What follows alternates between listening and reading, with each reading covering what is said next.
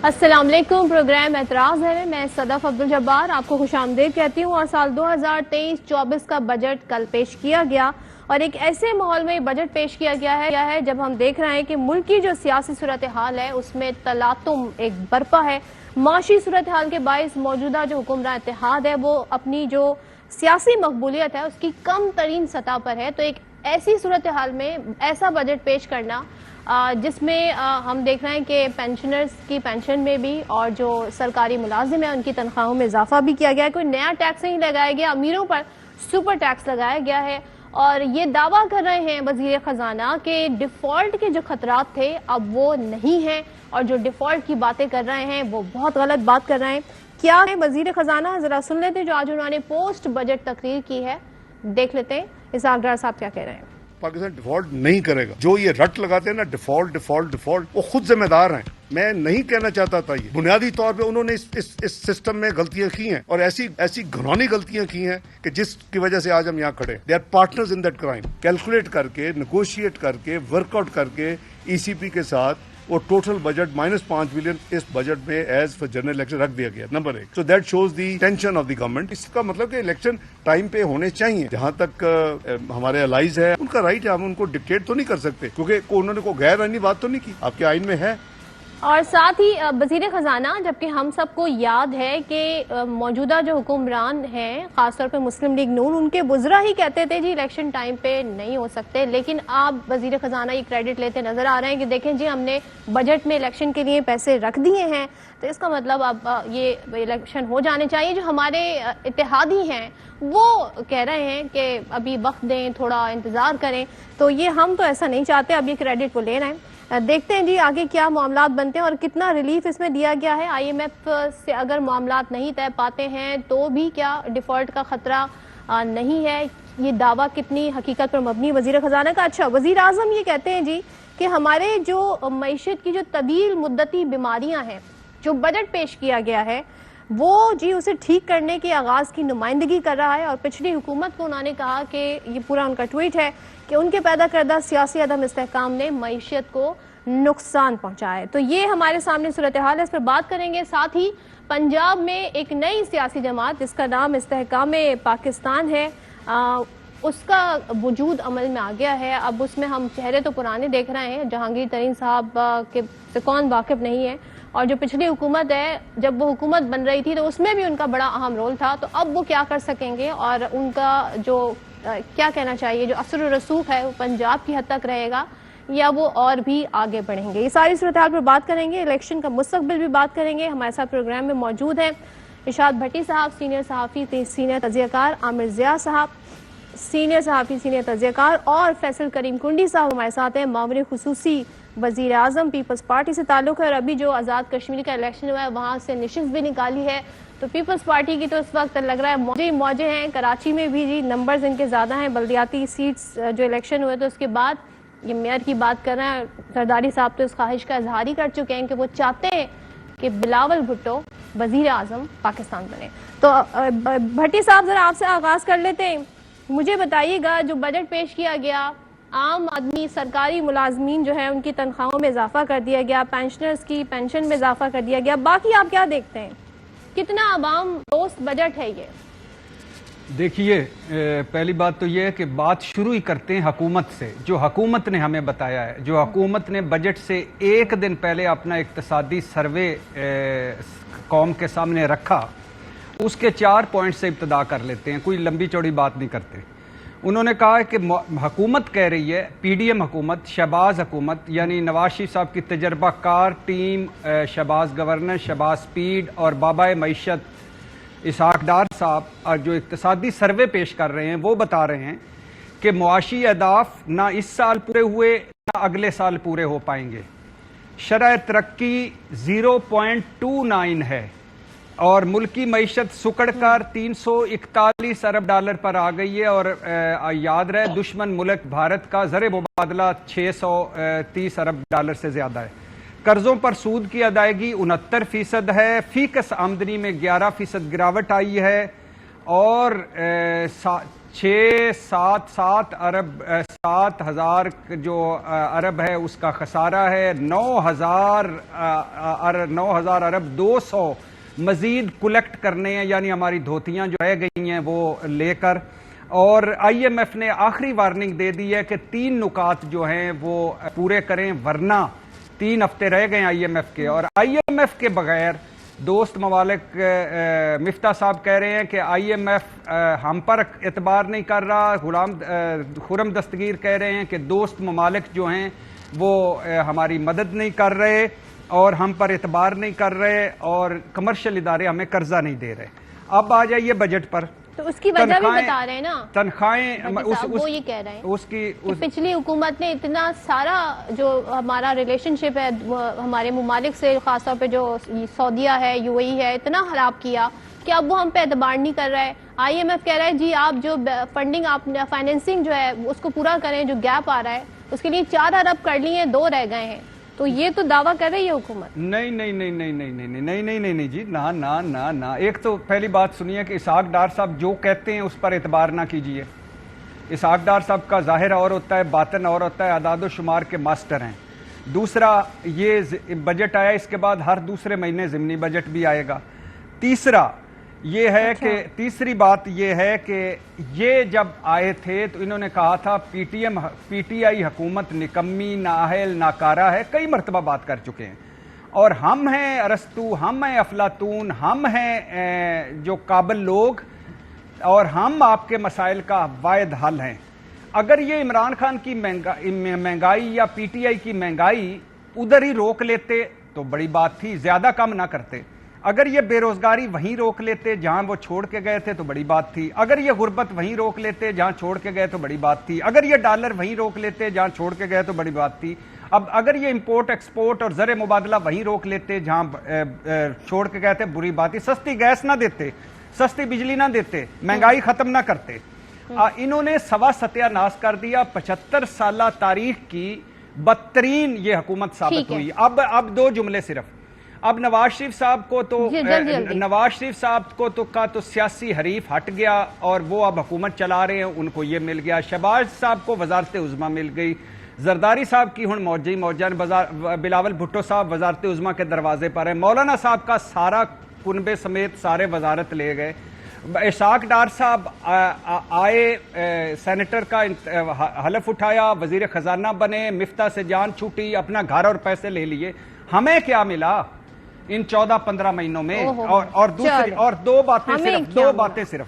تنخواہیں بڑھانا ایسے ہی ہے جیسے گھر چھین کر تمبو کنات قوم کو دے دیا جائے. پینشن بڑھانا ایسے ہی ہے جیسے سر پھاڑ کر سر درد کی گولیاں دے دی جائیں.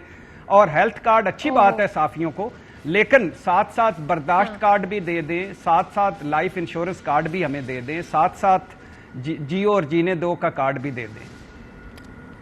کتنے کارڈ مانگ رہے ہیں آپ؟ ایک ہی ابھی آپ کو مل جائے پوری طرح اس پہ بات کر لیتے. فیصل کریم کنڈی صاحب، سر بتائیں، اب سوال اٹھ رہا ہے یہاں پر کہ یہ جو آپ نے ریلیف عوام کو دیا، اس کے علاوہ اس بجٹ میں کیا ہے؟ آپ کی جو کراچی کی حد تک میں بات کروں حریف ہے ایم کیو ایم، وہ یہ کہتی ہے نا اس میں گیس سے متعلق، بجلی کی قیمتوں سے متعلق کہیں کوئی ریلیف نہیں ہے.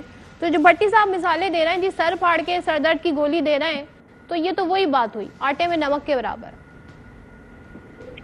بسم اللہ الرحمن الرحیم. دیکھیں، بھٹی صاحب کا ایک جمہوری حق ہے کہ وہ اعتراض کریں، اور انہوں نے کہا کہ جو ہے چیزوں کے جو ہے وہ جو چیزیں تھیں جو بھٹی صاحب اور میں کیا کہوں ہماری جو پچھلی حکومت تھی 4 سالہ اور 9 سال خیر وفا حکومت تھی، انہوں نے جس ملک کا ستیاناش کیا، وہ کہہ رہے ہیں وہاں پر آپ جو ہے گاڑی کی ہینڈ بریک کھینچ لیں اور گاڑی وہاں پر رک جائے گی. گاڑی رکتی نہیں ہے.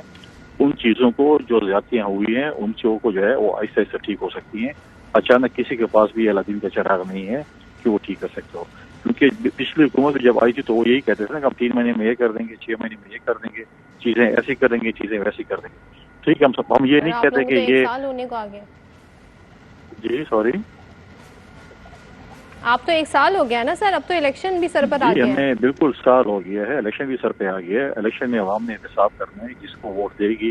ہم نے تو الیکشن دیکھے، ہم نے تو الیکشن پہلے بھی لڑے ہیں، حکومت میں بھی لڑے ہیں، اپوزیشن میں لڑے ہیں. ریسنٹلی بھی ہم نے کشمیر کا الیکشن لڑا ہے، عوام نے اعتماد کیا ہے.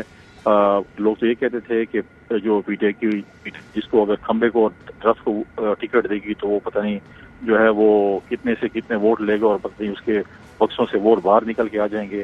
وہ بھی لوگوں نے دیکھ لیا کہ کتنے کون سے درخت کو یا کون سے جو ہے اس کو انہوں نے درخت نہیں انسان کو ووٹ دیا ہے لیکن ان کو ووٹ نہیں ملا جو ان کی توقعات تھی. لیکن چیزیں بالکل مشکلات ہیں. معیشت جو ہے وہ اس ملک کی خراب ہے, اس کو ہم نے سنبھالنا ہے.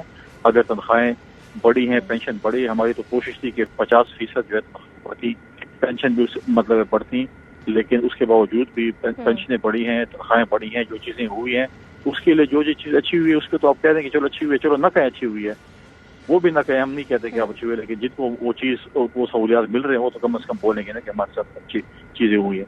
اگر ہمارے میڈیا کے دوستوں کے لیے اگر ایک نئی چیز آئی ہے تو اچھی بات ہے, اس پہ ہمیں تنقید نہیں کرنی چاہیے, ہمیں اور کے لیے کوشش کرنی چاہیے. اگر میں کہوں کہ میرا ٹارگیٹ 5-6 چیزیں ہیں اور مجھے 2-3 مل گئی ہیں تو 2-3 کے بندہ اگلا کوشش کرتا ہے. یہ نہیں کہتا اگر مجھے 6 چیزیں نہیں ملتی تو بس یہ سارا کچھ جو ہے بالکل زیرو ہو جائے. مشکلات بالکل اس معیشت کی حکومت کو مل رہے ہیں, لیکن ہم اس ملک کو انشاءاللہ تعالیٰ بحران سے نکالیں گے, چیزیں کریں گے. لیکن چیز یہ نہیں ہے, پیمانہ ہے الیکشن اگست میں حکومت ختم ہونی ہے, اکتوبر میں الیکشن ہونا ہے. اگر ہم نے ملک کو صحیح اس پہ نہیں چلا, لوگ سمجھیں گے کہ ہم ٹھیک نہیں تھے تو لوگ ہمیں ووٹ نہیں کریں گے. اگر ہم ٹھیک ہوں گے تو لوگ کشمیر کی طرح اور کراچی کی طرح جس طرح الیکشن ہوئے ہم ووٹ کریں گے. بالکل. چل, یہ میں الیکشن پہ بھی بات کروں گی. عامر ضیاء صاحب سے میں کامنٹ لے لوں. سر آپ بتائیں, جو چیز جس پہ کریڈٹ دینا چاہیے دیں. یہ کہہ رہے ہیں فیصل کریم کنڈی صاحب کہ اگر ہم نے ایسی مشکل حالات میں سرکاری ملازمین کی تنخواہیں بڑھا دی تو یہ تو کریڈٹ دیں, لیکن سر یہ بتائیں یہ پیسے کہاں سے آئیں گے, اور جو ڈیفالٹ کا خطرہ ٹل گیا آپ اس سے اتفاق کرتے ہیں ساری صورتحال سے؟ ارے پہلی بات تو صدف صاحبہ یہ کہ سمجھنا یہ چاہیے کہ یہ بجٹ جو ہے عبوری بجٹ ہے. اس بجٹ کی زندگی 6 سے 8 ہفتے ہے, اور اس کے بعد جب نئی حکومت آئے گی, عبوری حکومت آئے گی, پہلے موسٹ لائکلی اگر الیکشن وقت پر ہوتے ہیں ٹیکنوکریٹس پر ہوگی تو اس کی ترجیحات کچھ اور ہوں گی. پھر جو اصل کے بڑے والا بجٹ ہمارا آئے گا وہ انشاءاللہ نئی منتخب حکومت لے کر آئے گی, اور اس وقت لائے گی کہ جب IMF سے آپ نیا پروگرام ری نیگوشیٹ یا نیگوشیٹ کر چکیں گے. اس وقت ہم لوگ جو ہیں رو رہے ہیں, اس وقت غالباً ہم چیخیں مار رہے ہوں گے, بال نوچ رہے ہوں گے اپنے, کہ وہ جن شرائط کے ساتھ وہ پروگرام آئے گا. اچھا, یہ جو انہوں نے بجٹ دیا ہے 14 ٹریلین سے زیادہ روپے کا اس کا آؤٹ لے ہے, یہ سمجھنا چاہیے کہ یہ بڑا غیر حقیقی بجٹ ہے. انہوں نے کہا ہے کہ جی ہمارا ریونیو کلیکشن جو ہے وہ 9.28 ٹریلین ہوگا, جو کہ 28%, 28% زیادہ ہے پچھلے برس سے. گو کہ ہم نے پچھلے برس کا ہدف بھی 260 بلین روپے سے مس کیا تھا. اب یہ 28% اضافہ کر رہے ہیں اپنے ریونیو کلیکشن میں. اب میرا سوال یہ ہوتا ہے کہ جب آپ کی معیشت مری ہوئی ہو, آپ کی معیشت جو ہے کانٹریکٹ کر رہی ہو, اس میں آپ اتنا خطیر جو ہے اضافہ کیسے کریں گے جبکہ آپ نے ٹیکس بیس بھی نہیں بڑھائی. آپ کا جو پورا فوکس رہا ہے انہی لوگوں پہ رہا ہے, انہی مرغیوں پہ رہا ہے کہ جو پہلے سے انڈا دیتی تھی. اب آپ ان سے زیادہ بڑا انڈا, زیادہ ان سے کہتے ہیں نا کہ پیسہ کھینچنے کے چکر میں ہے. تو ایک تو اس کا یہ بہت بڑا فلو ہے, اور غیر حقیقت سنانا ہے ان کا 9.28 ٹریلین کا جو بھی ان کا وہ ہے ریونیو کلیکشن کا ہدف ہے. اب سوال یہ آتا ہے جی آپ نے 30 سے 35% تنخواہوں میں اضافہ کر دیا. اب یہاں جو آلریڈی ہمارے پاس جو ہے ذمہ داری ہیں اس کے پیسے نہیں ہیں, تو وہ پے کیسے دیں گے, یہ بہت بڑا سوال ہے. اچھا, پھر یہاں تک جو بات آتی ہے کہ جی کیا ہم لوگ ڈیفالٹ کرنے جا رہے ہیں. دیکھیں ٹیکنیکل ڈیفالٹ تو مرد سے پہلے کر چکے, ٹیکنیکل ڈیفالٹ. اب سوال تھا سوورن ڈیٹ ڈیفالٹ کا, یعنی کہ وہ پیسہ کی جو ریاست گارنٹی کرتی ہے. وہ کسی بھی آپ اکانومسٹ سے بات کریں وہ کہتا ہے کہ اس کا خطرہ یوں نہیں ہے کہ اگر ہمیں $25 ارب اگلے سال دینے ہیں تو اس پہ ہم ایکسپیکٹ یہ کر رہے ہیں کہ 10-12 جو وہ ہے بلین ڈالر جو ہے وہ رول اوور ہو جائے گا, اس کو جو ہے ری اسکیجول کر لیا جائے گا. کیونکہ جو multi lateral by lateral lander ہوتے ہیں وہ نہیں چاہیں گے کہ پاکستان جو ہے اس کی یہ اتنا خاک پہ مل جائے. ابھی بھی ان کے بجٹ میں انہوں نے کہا جی اگلے برس $15 ارب کا قرضہ لیں گے, اس میں 5 ارب سعودی عرب سے لیں گے, ٹھیک ہے, جس میں سے 3 آلریڈی انہوں نے دیے ہوئے بینک پہ رکھوائے ہوئے, ہمارے 3 ارب 2 مزید لیں گے. $1.5 بلین کے انہوں نے جو ہے وہ بانڈ ایشو کرنے, ابھی ہمارا بانڈ پریمیم پہ چل رہا ہے. $4.5 بلین یہ کہہ رہے ہیں کہ ہم کیا کریں گے جناب, کمرشل لون لیں گے, چین سے لون لیں گے 4 بلین کا. تو یہ انہوں نے کچھ حساب کیا کہ $15 ارب, یعنی کہ جو بھی ہم ریونیو کلیکٹ کر رہے ہوں گے اس کا مور دین 50% جو ہے وہ جا رہا ہوگا ڈیٹ سروسنگ کے اندر. اور یہ ایک بہت بڑا یہ کہ آپ کے پاس فسکل اسپیس نہیں ہے. ابھی ٹیکنیکل باتیں. اچھا, یہ کہتے ہیں جی ہم قرضہ, دیکھیں بیگ اینڈ بورو کوئی پالیسی نہیں ہوتی ہے, بیگ اینڈ بورو معاف کیجیے گا کوئی پالیسی نہیں ہوتی ہے. مفتاح اسماعیل صاحب نے IMF پروگرام کی شرائط پہ عمل کیا, آج ڈار صاحب کہتے ہیں کہ جی پچھلی حکومت نکلی تھی، ہم کہتے ہیں ڈار صاحب جب آئے انہوں نے ڈی ریل کر دیا وہ پروگرام. بڑی مشکل سے مفتاح نے سخت اقدامات کر کے اگر ہم اس پہ قائم رہتے تو اب تک وہ ہمیں پیسے مل چکے ہوتے 9th ریویو کے. اب $2.5 ارب ملنے ہیں اور جون 30 سے پہلے ملنے. تو بات یہ کہ یہ جو ہے ڈار صاحب جو ہے پاکستان کی تاریخ کے ناکام ترین وزیر خزانہ اور شہباز شریف ناکام ترین وزیر اعظم کی حیثیت سے جائیں گے. آپ یہ لکھ لیں. اور کیونکہ ان کے پاس کوئی پالیسی نہیں ہے، ان کے پاس کوئی ویژن نہیں ہے، ان کے پاس کوئی اصلاحات کا پروگرام نہیں ہے. اور آپ یہ بالکل ذہن میں رکھیں کہ صاحب ڈار اینٹی ریفارم وزیر خزانہ ہے. انہوں نے نہ یہ مارکیٹس پہ یقین رکھتے ہیں، نہ یہ اعداد و شمار کو صحیح پیش کرنے پہ کرتے. اگر آپ مجھے موقع دیں گے میں بتاؤں گا کہ جنہوں نے 0.29% گروتھ دکھائی ہے پچھلے برس کیسے آتی ہے. بالکل صدف ٹھیک ہے، میں بریک لیتی ہوں سر. بریک کے بعد اس پہ مزید بھی باتیں اور جو پنجاب میں ہو رہا ہے جو نئی سیاسی جماعت آئی اس حوالے سے بھی بات کریں گے چھوٹے سے بریک کے بعد. Welcome back once again. Bhatti صاحب ذرا بتائیے گا، وزیر اعظم کہتے ہیں معیشت کو جو طویل المدتی بیماریاں تھیں اس کو ٹھیک کرنے کا یہ بجٹ پیش کر کے ہم نے آغاز کر دیا ہے، تو یہ ہو گیا. دوسرا جو سیاسی استحکام ہے، اب ایک پارٹی آ گئی ہے استحکام پاکستان، تو وہ سیاست کو کتنا استحکام دے گی بھٹی صاحب؟ پہلی بات تو یہ ہے کہ وزیر اعظم صاحب کے کپڑے بکے کوئی نہیں، مولانا صاحب کی پھونکیں چلی کوئی نہیں، اور بابائے معیشت کا دار و مدار چلا کوئی نہیں. تو لہٰذا استحکام کیا کھیت مٹی دینا تھا. استحکام ان کو خود ملا ہے، یعنی ان ساروں کو ملا ہے. وہ استحکام میں آ گئے ہیں، ہمیں تو کوئی استحکام نہیں ملا. اور دوسری بات یہ ہے کہ مشکل حالات تھے، مشکل حالات ہیں، مگر کیا یہ جب حکومت آئی اور جانے لگی ہے، IMF غائب ہے. دوسری بات یہ ہے کہ عالمی دنیا پہ جو تنہائی تھی وہ انہوں نے کیا ختم کر دی ہے. تیسری بات یہ ہے کہ کتنی ان کے کریڈیبلٹی رہ گئی ہے باہر کی دنیا میں. چوتھی بات یہ ہے کہ یہ کوئی روڈ میپ، کوئی ویژن، کوئی پالیسی، کوئی بھی پلان بی، اور کم از کم معذرت ہی کر لیتے تقریر کرنے سے پہلے اسحاق ڈار صاحب کہ ہم آپ کا سوا ستیہ ناش کر چکے ہیں، لہٰذا ہم معذرت چاہتے ہیں، ہمیں حالات برے ملے تھے، ہم مزید بدتر حالات کر کے جا رہے ہیں. وہ بھی کوئی نہیں، ندامت کوئی نہیں، شرمندگی کوئی نہیں، خوف خدا کوئی نہیں، بس باتیں. سیاسی استحکام کی تو بات کر لیں نا بھٹی صاحب. اور استحکام پاکستان کس کو چیلنج دے گی ہے؟ ہاں، اور ایک آخری بات کہ صحت کے لیے اس بجٹ کو دیکھ کر صحت کے لیے کہ قوم اللہ شافی کا وظیفہ پڑھے، تعلیم کے لیے رب زدنی علما پڑھے، اور رزق کے لیے واللہ خیر الرازقین پڑھے. بس یہ اس حکومت کا بجٹ ہے. آ جائیں اب استحکام پاکستان پارٹی پر. جہانگیر ترین صاحب خیر سے سربراہ ہیں اس کے. گڈ لک سر. 100 سے زیادہ سیاستدانوں کی تقریب رونمائی ہو چکی ہے، اور اس پارٹی میں وہ سارے استقامت، جرت اور بہادری کے پہاڑ لوگ موجود ہیں جنہوں نے مارشل لا لگنے پر نواز شریف صاحب کو چھوڑا. مشرف مارشل لا لگا تو نواز شریف صاحب کو چھوڑا، مشرف کے ساتھ کھڑے ہو گئے. مشرف دور میں کاف لیگ کو پیارے ہوئے. مشرف صاحب اور کاف لیگ پر برا وقت آیا تو پی پی اور نون لیگ اور چھوٹے چھوٹے دھڑوں میں چلے گئے. تحریک انصاف کو عروج ملا تو سب اس میں چلے گئے. تحریک انصاف پر زوال آیا تو استحکام پاکستان میں آ گئے، اور اب نئے پاکستان والے، پرانے پاکستان والے حقیقی پاکستان بنائیں گے. گڈ لک سر. اب یہ کریں گے کیا؟ اس وقت تک 2-3 تھیوریاں مارکیٹ میں. ابھی تک تو یہ ہے کہ الیکشن کب ہوں گے، یہ اس وقت، یعنی ابھی بہت ساری چیزیں انفولڈ ہونے والی. الیکشن کب، نمبر 1. نمبر 2، یہ جو دھڑے بندی ہو رہی ہے ان کی حتمی شکل کیا ہوگی، نمبر 2. نمبر 3 کہ یہ زرداری صاحب اور جہانگیر ترین صاحب پنجاب میں کتنا کچھ لے سکیں گے. 3. نمبر 4، قاسم کے ابا الیکشن کے وقت کس سال میں ہوں گے، کہاں ہوں گے. تحریک انصاف کس سال میں ہوگی اور کہاں ہوگی.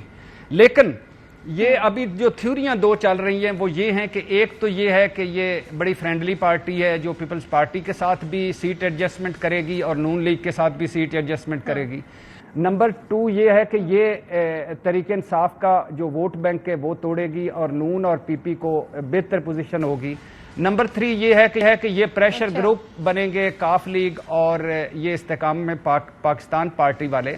لیکن اس وقت جو صورتحال ہے وہ یہ ہے کہ اگر یہ 100 لوگ ہیں تو 100 الیکشن میں آج کھڑے ہوں تو 90 اپنی سیٹیں ہار جائیں. لیکن آگے چل کر کیا ہوتا ہے, کیا بنتا ہے, یہ ابھی دیکھنے والی بات ہے. اور definitely good luck sir, best of the luck. ہم حقیقی پاکستان میں آنکھ کھولیں گے تو آپ کو پائیں گے, امید تو یہی کی جا سکتی ہے. سر عامر ضیاء صاحب آپ کیا کامنٹ کریں گے؟ ہم نے دیکھا الیکشن سے پہلے یہ ٹوٹ پھوٹ ہوتی ہے, سیاسی جماعتیں بنتی ہیں, جو اسی طریقے سے سیاستدان ہوتے ہیں دوسری طرف جاتے ہیں دوسری پارٹیوں میں. سر آپ اسے کیسے دیکھتے ہیں موجودہ حالات میں؟ یہ کس طرف زیادہ ٹلٹ ہے؟ نون لیگ کا ووٹ تقسیم ہوگا, پیپلز پارٹی کو اس سے فائدہ ہوگا, کیا دیکھ رہے ہیں آپ؟ دیکھیے, جو سمجھ میں بات آتی ہے کہ یہ جو تحریک, معاف کیجیے گا تحریک کہہ رہا ہوں میں, استحکام پاکستان پارٹی جو ہے وہ اس کی نظریں جو ہیں وہ پی ٹی آئی کے ووٹ بینک پر ہیں, کیونکہ پی ٹی آئی ہی کے زیادہ تر لوگ اس میں شامل ہوئے ہیں. ٹھیک ہے نا. اور ہمیں یہ بھی سمجھنا چاہیے کہ پاکستان کی سیاست پی ڈی ایم مخالف اور پی ڈی ایم کے ووٹ میں تقسیم ہوئی ہوئی ہے, یعنی کہ anti P D M vote ہے اور ایک pro P D M vote ہے. تو pro P D M vote تو ان کے پاس ہی ہے جو پیپلز پارٹی نون لیگ یا مولانا کا ہے. سوال پیدا ہوتا ہے کہ anti P D M vote کا حقدار کون ہوگا. اب یہ سوال ایک اور بنتا ہے کہ جناب یہ لوگ کیا بیانیاں لے کر لوگوں کے سامنے آتے ہیں.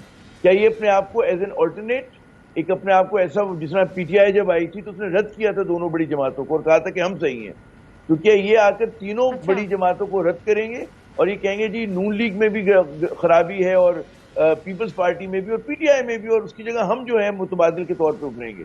اگر انہوں نے یہ سیاست کی تو تھوڑی سی امید ہے کیونکہ وقت کم ہے.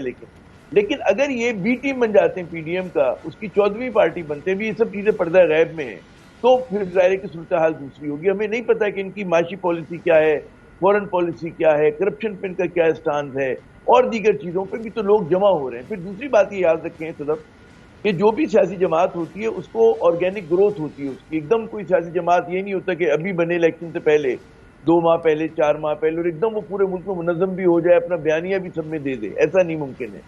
ہمارے یہاں Jamaat Islami pre partition days کی پارٹی ہے, مسلم لیگ پاکستان کی خالق جماعت, اس کے دھڑوں کو بنے ہوئے دہائیاں ہو چکی ہیں. پیپلز پارٹی کو 50 سال سے زیادہ ہو گئے, پی ٹی آئی کو 27-28 سال ہو گئے. اب یہ جماعت 5 مہینے میں کیا کرے گی؟ اس کا بہت جو بیسٹ لک ہے یہ اس کے پاس کچھ الیکٹیبلز آ جائیں تو ریگارڈلیس آف پولیٹیکل ایفیلیشن جیت جاتے ہیں. لیکن جو انہوں نے چہرے دکھائے ہیں, علی زیدی صاحب کا چہرہ ہے کراچی سے, آپ مجھ سے بہتر واقف ہیں, ان کی کون سی کانسٹیٹوئنسی ہے؟ وہ اگر خود کھڑے ہوں گے علی زیدی تو کون ووٹ دے گا ان کو؟ یہ عمران اسماعیل کو کون ووٹ دے گا؟ محمود مولوی صاحب کو کون ووٹ دے گا؟ میں کراچی کی بات کر رہا ہوں. الیکٹیبل نہیں ہے ان کا, نہیں کوئی الیکٹیبل کے, یہ محنت بھی کرنے نہیں جی سکتے کراچی سے. یہ مطلب ہے ان کو. ایک اور آخری بات کہوں گا, ایک یہ میں کہہ رہا ہوں, یہ اس وقت انہوں نے ڈبے بہت سارے جمع کر لیے ہیں, ڈبے جمع کر لیے بہت سارے. انجن کی ضرورت ہے. انجن ہوتا ہے رہنما, سیاسی لیڈر. لیڈر میں اور سیاستدان میں فرق ہوتا ہے. بھی جہانگیر ترین کو اپنے آپ کو لیڈر بنانا ہے, وہ بھی سیاستدان ہے, وہ نمبر 2 کا انہوں نے کردار ہمیشہ اچھا ادا کیا ہے. نمبر 3 اچھے بن سکتے ہیں. ہمیں نہیں پتا کہ ان میں صلاحیت ہے, وہ ویژن ہے, وہ ان میں اوریٹری ہے کہ لوگوں کو گیلونائز کریں, انسپائر کریں اور ایک نئی سیاسی تحریک کی داغ بیل ڈالیں. تو مجھے بڑا مشکل لگتی. صحت کے متعلق بھی ہم لوگ خبریں سنتے رہتے ہیں, ان کا ایک ظاہر ہے کہ ایک عمر ہوتی ہے چیزیں کرنے کی, تو مجھے کوئی بہت زیادہ اس میں, لیکن پھر بھی میں سمجھتا ہوں چھوٹا سا الیکشن میں الیکٹیبلز آ جاتے ہیں تو اپنا کوئی چھوٹا موٹا 1.5 انچ کی مسجد بنا لیں گے, اور جو ایک مکس پریڈ بنے گی الیکشن کے بعد اس میں ان کا بھی تھوڑا بہت ایک ہنگ پارلیمنٹ والی صورتحال ہوگی. ٹھیک ہے کنڈی صاحب, یہ بتائیے گا جہانگیر ترین کا بڑا اہم رول رہا پچھلی حکومت کو بنانے میں. اب آپ بتائیں کہ اگر جنوبی پنجاب سے زیادہ اور جمع کر لیتے ہیں لوگ اور الیکٹیبلز آ جاتے ہیں, ہم یہاں پر دوسرے ان لوگوں کی بات نہیں کر رہے جو کراچی سے شامل ہوئے, جن کو کہا جا رہا ہے کہ صرف چہرے تھے, الیکٹیبلز نہیں ہیں, تو سر پھر تو آپ کا زیادہ نقصان ہوتا نظر آ رہا ہے ساؤتھ پنجاب میں. نہیں, میں نہیں سمجھتا کہ اس میں پاکستان پیپلز پارٹی کا نقصان ہوتا ہے. دیکھیں, جو میچور پولیٹیکل پارٹیز ہوتی ہیں اور جو پرانی پارٹیز ہیں ان کا ووٹ بینک ہوتا ہے.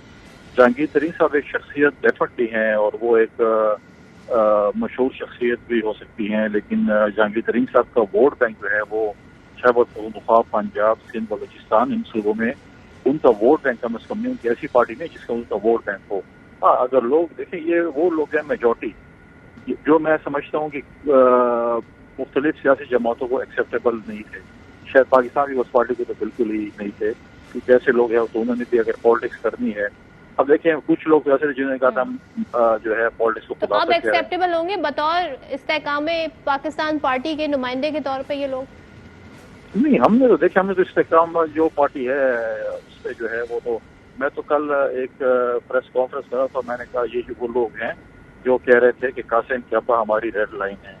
اب ریڈ لائن سے ایئر لائن تک کا سفر انہوں نے کیا تو اس کی اوپر تو بھٹی صاحب کو ایک کتاب لکھنی چاہیے. میرے بھائی بیٹھے ہوئے آپ کے ساتھ, وہ جو ہے لکھ رہے ہیں کہ جو ویسے ریڈ لائن والے جو ہیں وہ ایئر لائن میں چلے گئے, اور کل ان کو اگر بوئنگ مل گیا یا ایئر بس مل گئی تو پتہ نہیں پھر وہ یہ جہاز چھوڑ دیں گے, ایئر بس میں بیٹھ جائیں گے. تو یہ چیزیں دیکھیں, یہ لوگ جو ہیں پیپلز پارٹی کو میجورٹی لوگ جو ہیں ایکسیپٹیبل نہیں تھے. انہوں نے بھی پالیٹکس کرنی تھی, انہوں نے بھی جو ہے کسی چھتری نیچے جانا تھا, اور انہوں نے جہانگیر ترین صاحب کو چنا. مستقبل میں کوئی اتحاد ہو سکتا ہے؟ نون لیگ نے تو کہہ دیا جی ہم سیٹ ایڈجسٹمنٹ کر سکتے ہیں, آپ لوگ کریں گے ان کے ساتھ کسی قسم کی سیٹ؟ پالیٹکس میں دیکھیں کوئی حرف آخر نہیں ہے. پالیٹکس میں پولیٹیکل لوگوں کے ساتھ بات چیت ہوتی رہتی ہے, اس میں یہ نہیں ہے کہ نہیں ہوتی رہتی. اب میں اگر آپ کو آج بولوں کہ نہیں ہو سکتا اور تھوڑا پھر آپ بولا کیوں کیا, لیکن ابھی تک کوئی ایسی بات نہیں ہے. میں سمجھتا ہوں کہ پارٹی لیڈرشپ نے فیصلہ کرنا ہے, اور ایڈجسٹمنٹ کرتے ہیں نہیں کرتے ہیں کیا کرتے ہیں, لیکن یہ فیوچر ڈیسائیڈ کرے گا جب الیکشنز آئیں گے کہ اس میں کیا کچھ ہو سکتا ہے کیا کچھ نہیں ہو سکتا. لیکن اب دیکھیں اس میں میجورٹی ایسے لوگ ہیں کہ میجورٹی کہوں گا یا کچھ پرسنٹیج ایسے جو پارٹیز کے بغیر میں نہیں سمجھتا کہ وہ کچھ ووٹ بھی لے سکیں. کچھ بالکل ہوں گے جو جن کا اپنے علاقے میں ووٹ بینک ہوگا ان کو پارٹی سپورٹ بالکل. کرے, آپ وہ تو بن مایوس سکتے ہیں, ہیں. آپ کو تو کوئی امید ہی نہیں ہے ان سے. آپ مجھے بتائیں نا جی, آپ عمران اسماعیل یا باقی جو ہیں وہ بھی کے بغیر اپنے کون سے جی سکتے ہیں, یا مجھے بتائیں نا کہ علی زیدی صاحب وغیرہ یا باقی شخصیات جو وہاں پر موجود ہیں, مجھے بتا دیں نا. چلو بھٹی صاحب کو زیادہ مجھ سے تجربہ ہے الیکشن کا سب چیزوں کا, تو یہ بتا دینا کہ یہ ان علاقوں سے جو کراچی کے علاقوں میں یہ جہاں سے کامیاب ہو کر ہیں یہ دوبارہ اس پلیٹ فارم سے کامیاب ہو سکتے ہیں. میرا ذاتی خیال ہے نہیں ہو سکتے, میں بھی ہو سکتے ہیں. میرا کوئی صاحب ایک کمنٹ اور کر دیں, آپ لوگ پی ڈی ایم کا حصہ نہیں ہے مگر اتحادی حکومت کا حصہ ہے. باغ میں آپ نے اپنی نشست نکال لی, جو پی ٹی آئی کی نشست تھی وہ اپنے نام کر لی, بڑی کامیابی آپ کی. تو یہ جو الزام لگا رہی ہے نون لیگ, ہنا پرویز بٹ صاحبہ, عطا تارڑ صاحب, تو یہ تو آپس میں ہی آپ لوگوں میں پھوٹ پڑ گئی. آپ کا کامن دشمن کیا سائٹ پہ ہوا, آپ لوگ تو تلواریں لے کر آ گئے ایک دوسرے کے خلاف. یہ کیا پھوٹ پڑ گئی آپ لوگوں میں اتحادیوں میں؟ نہیں پھوٹ ایسی نہیں. دیکھیں پہلی بات تو یہ ہے کہ اس الیکشن میں پاکستان پیپلز پارٹی سے الیکشن چھینا گیا ہے. آپ جو ہمارے کینڈیڈیٹ وہاں پر کامیاب ہوں, ان کے والد صاحب کئی دفعہ پہلے بھی یہاں سے جو ہے وہ ممبر منتخب ہوئے ہیں. پچھلی دفعہ تو اے ٹی ایم کو وزیر اعظم اس کے اوپر جس طریقے سے وہاں پہ جلسے کیے گئے, وہاں پہ جو چیزیں کی گئی, وہاں پہ وسائل استعمال کیے گئے, وہ بھی آپ کے سامنے کیسے ہوا. لہٰذا یہ ہم اس پہ رنر اپ تھے. اگر ہم پی ڈی ایم کا حصہ نہیں, اتحادی جماعتیں, اگر وہ فارمولہ بھی اپنایا جاتا تو سیکنڈ نمبر پہ پاکستان پیپلز پارٹی تھی. یہ ہمارا حق بنتا تھا کہ باقی جماعتیں ہمارے مقابلے میں کینڈیڈیٹ کھڑا نہیں کرتی. لیکن کوئی خواہ ضرورت نہیں ہے کہ ہم وہ کہتے ہیں کہ آپ کریں. انہوں نے الیکشن لڑا, ہر کسی کا جمہوری حق ہے. اب جن لوگوں نے ہم پہ الزام لگایا ہے وہ یہ ہے کہ وہ کہہ رہے ہیں کہ دھاندلی ہوئی ہے. دیکھیں ہمارے بوتھوں پہ 5-6 جو ہمارے جو بوتھ لگے تھے پولیس باہر, وہاں پر حملے ہوئے. ہمارے پارٹی کے جو ہے لوگ وہاں پر زخمی ہوئے, پارٹی کے کارکن زخمی ہوئے. اور ہم نے دیکھیں ہم تو ہمیشہ کہتے ہیں جمہوری طریقے سے اگر مینڈیٹ کسی اور جماعت کو ملتا تو ان کا ہم احترام کرتے. ہاں جن کو اعتراض ہے وہ ثبوت لے کے آئیں. اگر ان کے پاس پراپر ثبوت ہوں گے ہم تو ابھی ان کو مطمئن کرنے کے لیے الیکشن لڑنے کو تیار ہیں. لیکن ثبوت کے ساتھ آئیں. پہلے آپ کامنٹ کر دیں, پھر عامر ضیاء صاحب کامنٹ کر دیں. بٹی صاحب یہ بتائیں, یہ ٹریلر ہے جو باغ میں ہم نے دیکھا اور اب آپ سے نظر آ رہا ہے کہ اب کہاں پہ جو معاملات جا رہے ہیں, اور پیپلز پارٹی کی آپ ایک پوزیشن مستحکم دیکھ رہے ہیں ساری صورتحال میں آنے والے الیکشن میں؟ سب سے پہلے تو وزیر غربت مٹاؤ کنڈی صاحب سے کہنا ہے آئی لو یو سر, آپ نے بالکل ٹھیک تجزیہ کیا, میں آپ سے متفق ہوں. دوسری بات یہ ہے کہ کنڈی صاحب کا اس وقت سر کڑائی میں اور 5 انگلیاں گھی میں ہیں, اور زرداری صاحب کا کہہ رہے ہیں کہ صبر کا میٹھا پھل ملنے والا ہے اور الیکشن یہ نہیں کروا سکتے, جب میں چاہوں گا الیکشن ہوں گے. تو بس اب پھر آئین زرداری صاحب, جمہوریت زرداری صاحب, الیکشن زرداری صاحب, گواہ زرداری صاحب, مدعی زرداری صاحب, جج زرداری صاحب, عدالت زرداری صاحب, سب کچھ زرداری صاحب.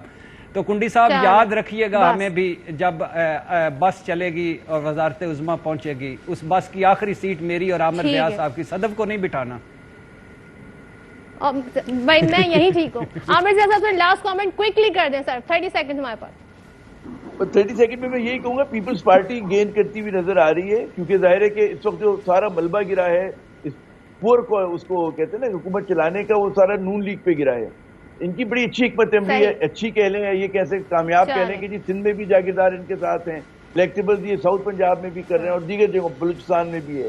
تو مجھے لگتا ہے کہ پیپلز پارٹی پرانے سیاسی کھلاڑی ہیں جی, آگے بڑھے گی. حکمت عملی. ٹھیک ہے, چلیے میرے پاس وقت کم ہے. تھینک یو سو مچ عامر صاحب, فیصل کریم کنڈی صاحب, اور ہمارے ساتھ موجود تھے جناب ارشاد بھٹی صاحب. آپ تینوں کا بہت شکریہ. بریک لینا, بریک کے بعد واپس آئیں گے تو وائنڈ اپ کریں.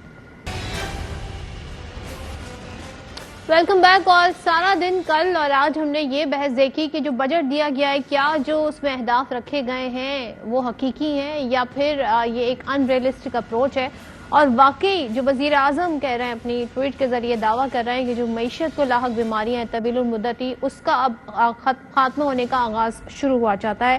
یہ تمام تر وہ معاملات ہیں جو آگے آنے والے دنوں میں معلوم ہوں گے کہ کیا ہوتا ہے. اور اب کیا یہ سال الیکشن کا سال ہے یا مزید اس میں ہم دیکھیں گے آگے حکومت بڑھے گی, یا پھر ایک نگراں سیٹ اپ آئے گا اور ایک طویل نگراں سیٹ اپ آئے گا. اور پھر جو باتیں کی جا رہی ہیں, کچھ لوگ کہہ رہے ہیں اکتوبر نہیں تو پھر مارچ میں جا کے الیکشن ہوں گے, تو اس کی کیا توجیحات ہوں گی, یہ آگے آنے والا وقت بتائے گا. دیکھتے ہیں جی سیاسی معاملات آگے کیسے مزید انفولڈ ہوتے ہیں. اسی کے ساتھ پروگرام میں آپ سے اجازت چاہتی ہوں, کل پھر ملاقات ہوگی, تب تک کے لیے اللہ حافظ.